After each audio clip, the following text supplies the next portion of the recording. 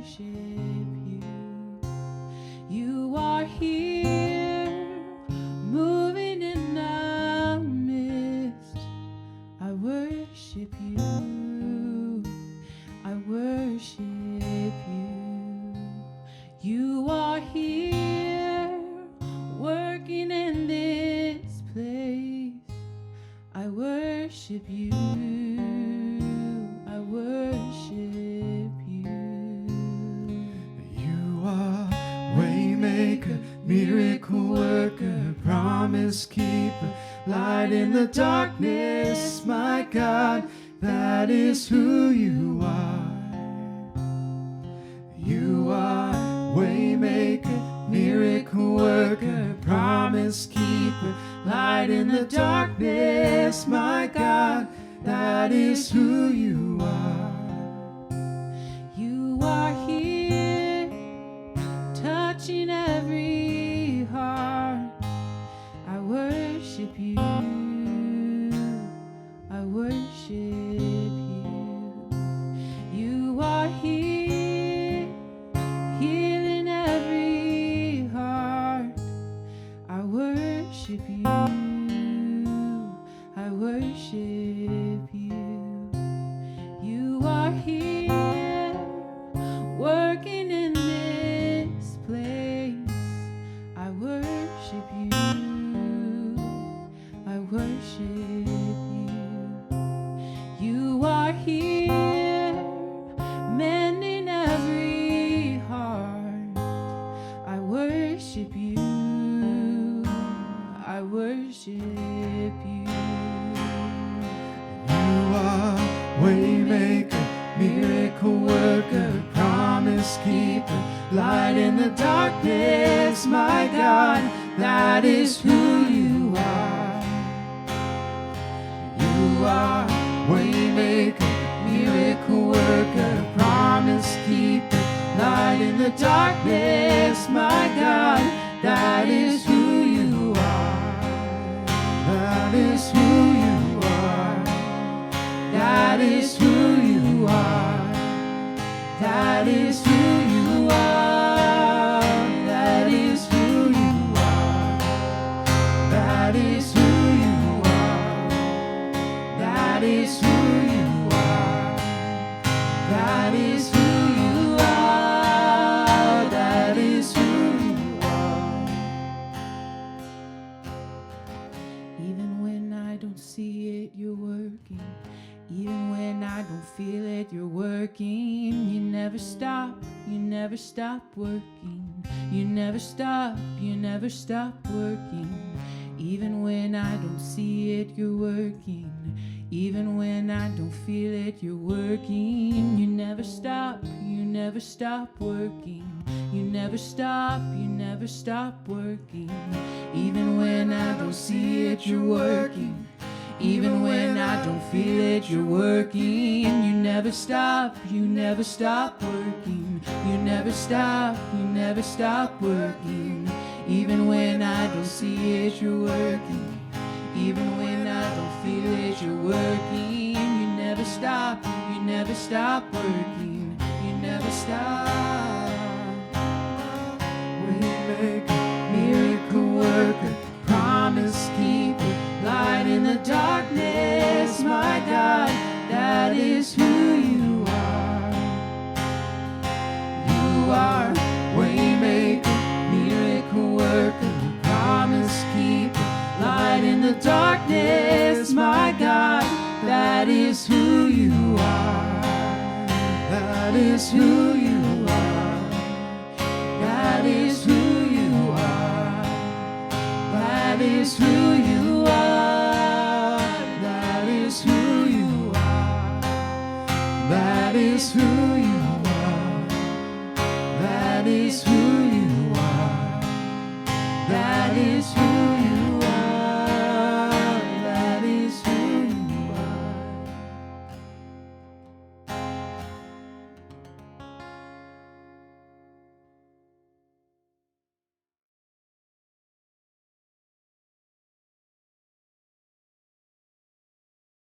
Steve Jobs, Apple's late co-founder and CEO, displayed incredible drive and creativity. But like all of us, Jobs struggled with idolatry. Surprisingly, his idol wasn't technology, it was food. Steve Jobs was obsessed with food in ways that dominated his life and his relationships. As a teenager, he experimented with strange diets. At one point, he went for 2 weeks only eating apples. The various diets, often based on raw food, gave Jobs an exhilarating sense of control. You see, like all idols, his obsession worked at first.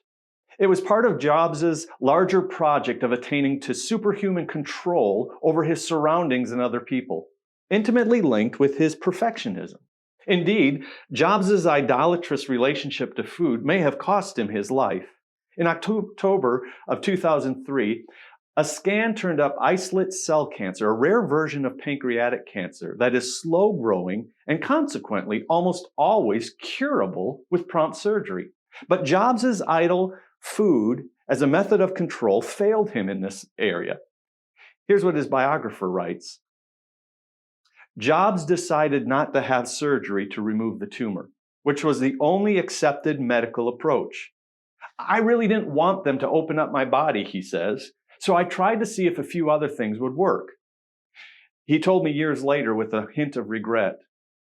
Specifically, he kept to a strict vegan diet with large quantities of fresh carrot and fruit juices. And for 9 months, as his friends and family pleaded with him to have surgery, Jobs refused. The biographer goes on to say this.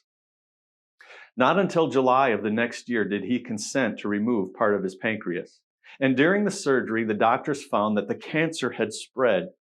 Jobs would never again be free of cancer, and just over 8 years later, he was dead at age 56.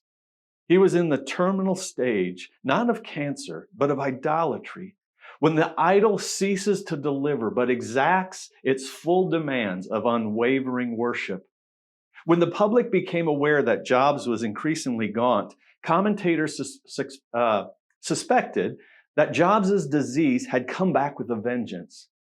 What few knew was that his wasted body was not just the result of cancer, but also of his own dependence on control through food. You see, we use this word control all the time, but have you ever stopped to consider what we are attempting to do when we control? Think about it. Having control means that we believe we can change things. We can change things with our thoughts, with our emotions, with our actions. It means we believe we have the power over circumstances, that we have power over people to change their direction at will. Control. Control tries to create certainty in uncertain circumstances. You see, uncertainty occurs when we're not sure what will happen.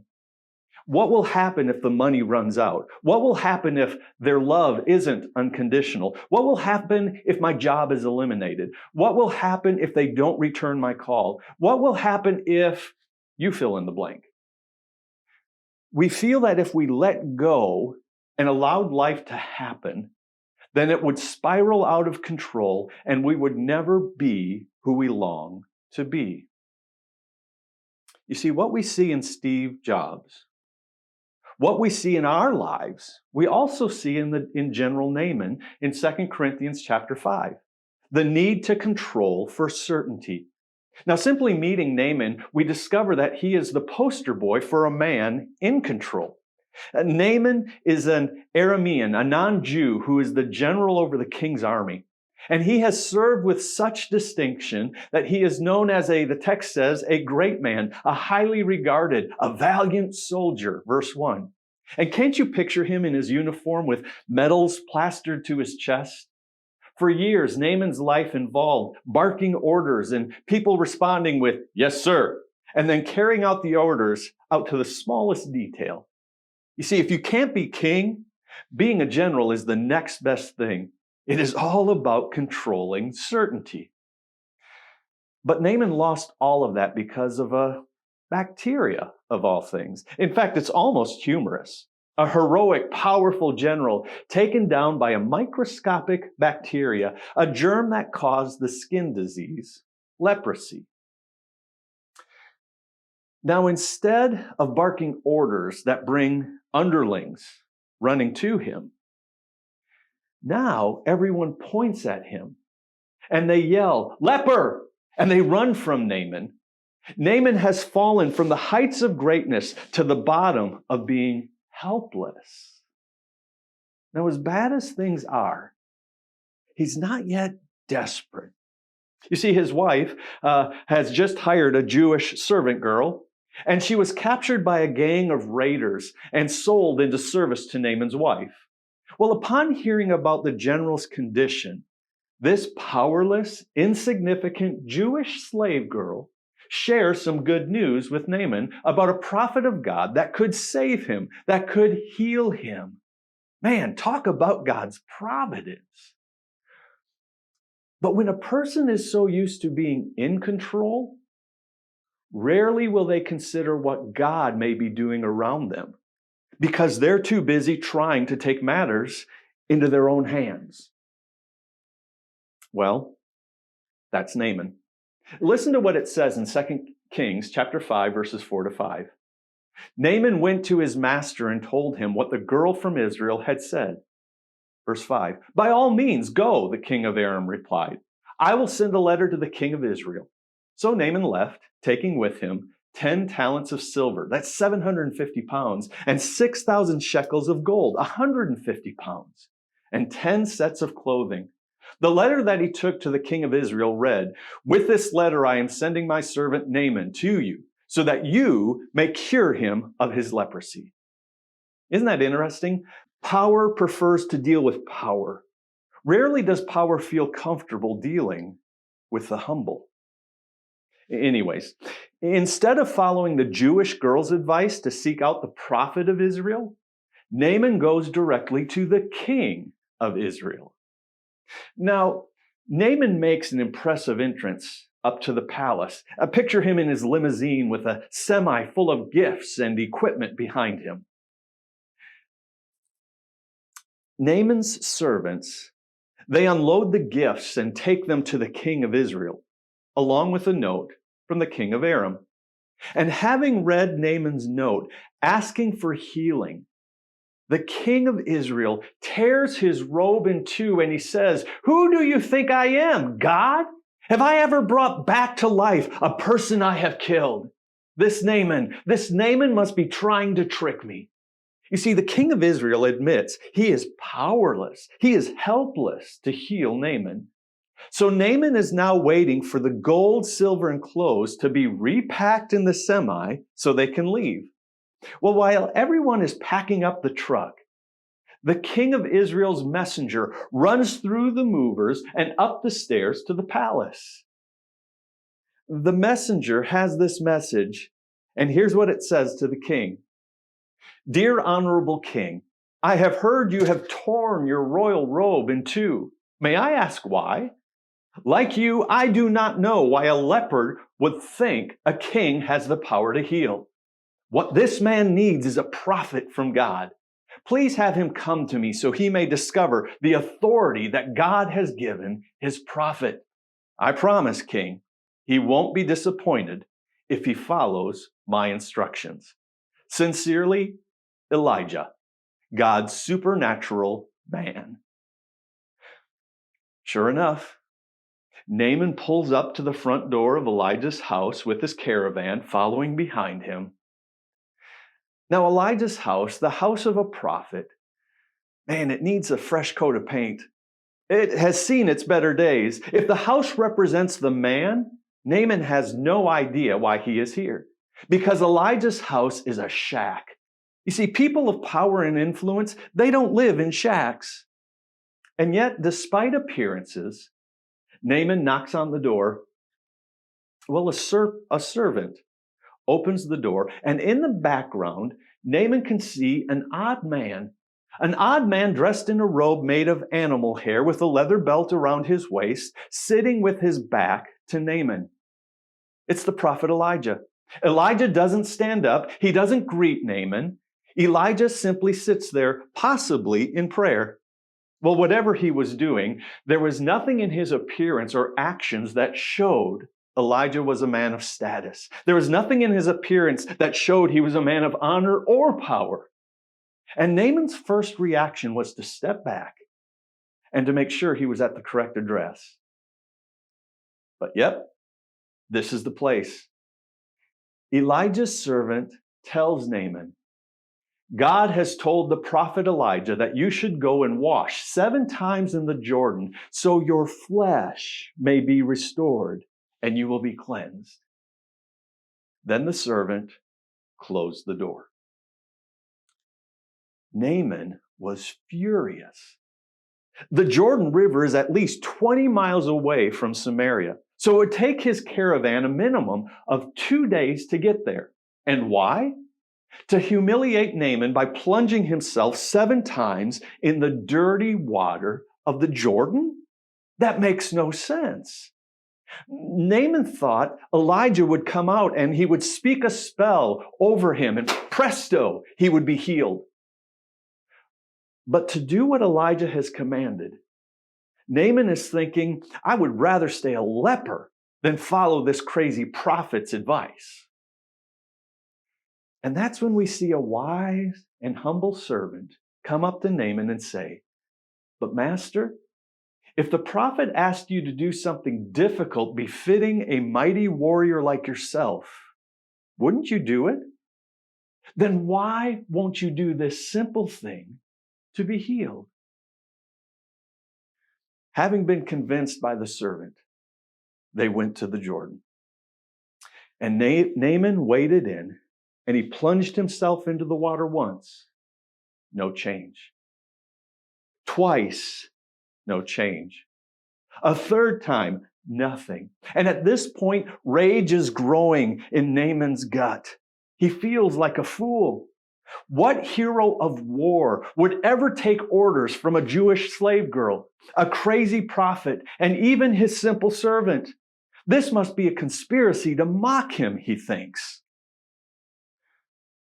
Naaman has a moment of clarity and he thinks, I've done this much. I might as well listen to the prophet and see if Elijah really is God's man.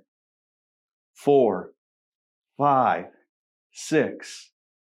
And after his 7th plunge, Naaman comes out of the water, and the text says that his flesh was restored and became like that of a young boy. Verse 14. You see, that word young, it's the same word used to describe the Jewish girl who was taken captive back in verse 2, a young girl from Israel. Get the picture? God used that young Jewish girl to lead this powerful Gentile general to have skin like a young boy. You see, what we see happen is the greatest becomes like the least in the waters of cleansing. Hear that again. The greatest becomes like the least in the waters of cleansing. What the events of Naaman are showing us is God's providence is most often found in those we dismiss as being weak, powerless, simple.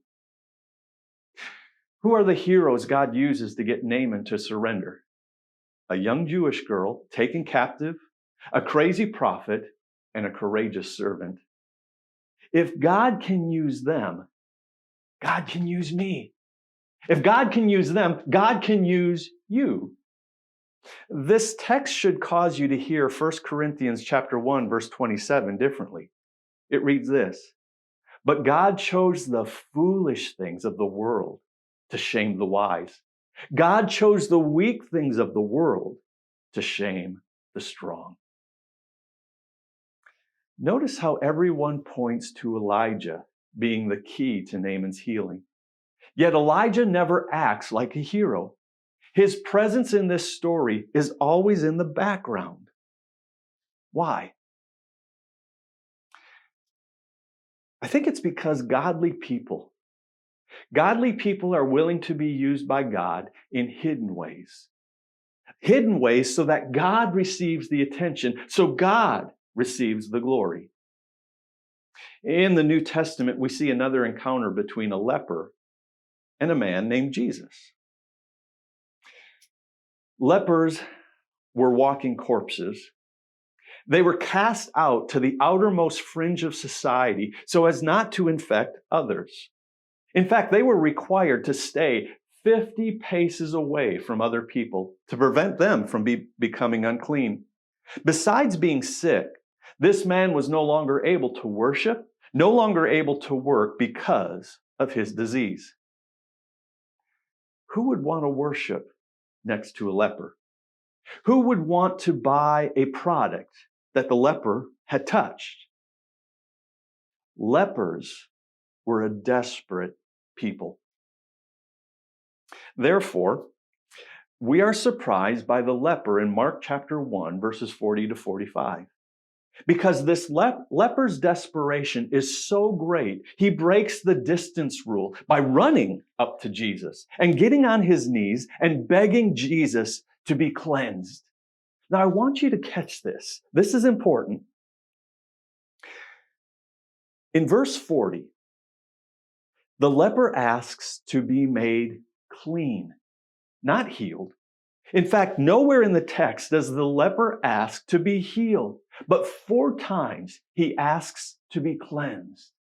You see, the leper realizes his problem isn't a medical issue. The leper has a spiritual cleansing that is needed, because as a Jew, cleanliness was a sign of holiness. Therefore, a priest, not a doctor, was the one who determined if a person had leprosy or not. Skin covered in disease. It was a sign of a soul that was diseased by sin. So the priest was to examine the person's skin to determine the condition of their soul. You get the picture?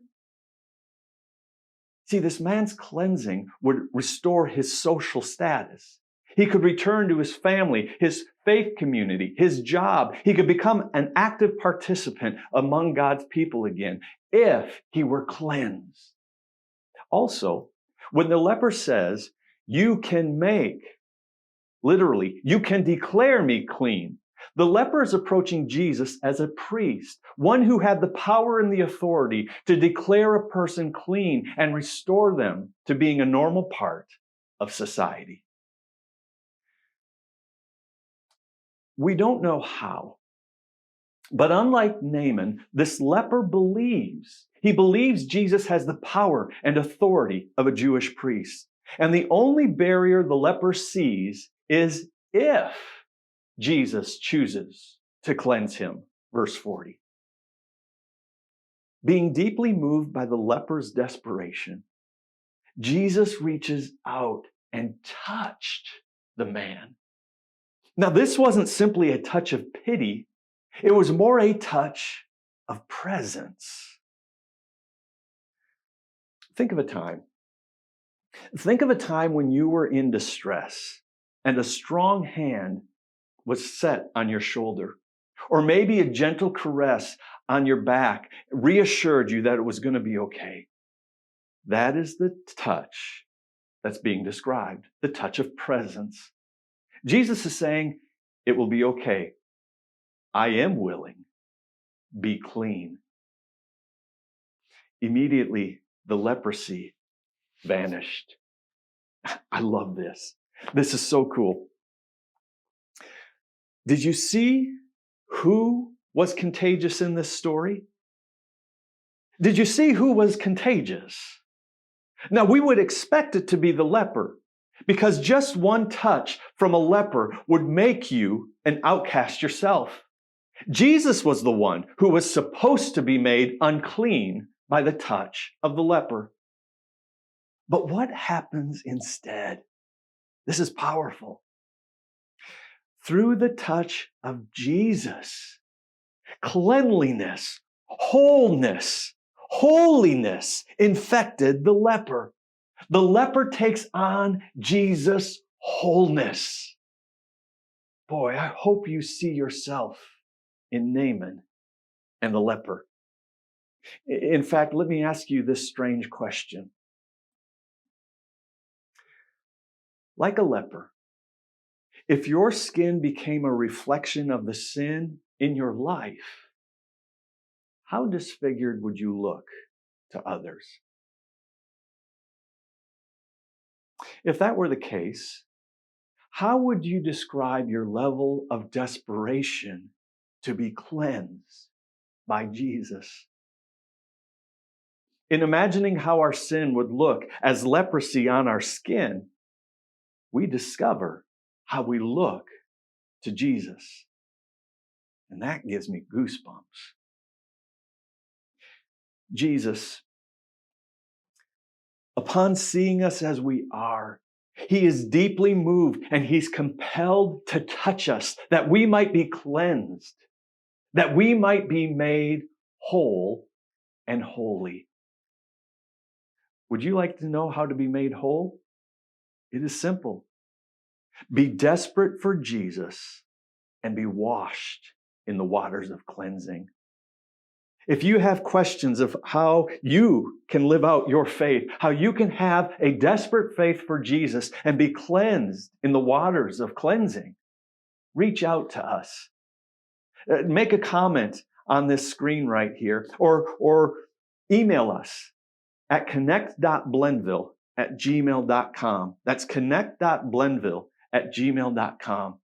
If you want to know how to be made holy through Jesus Christ, don't delay. Reach out to us today. God bless.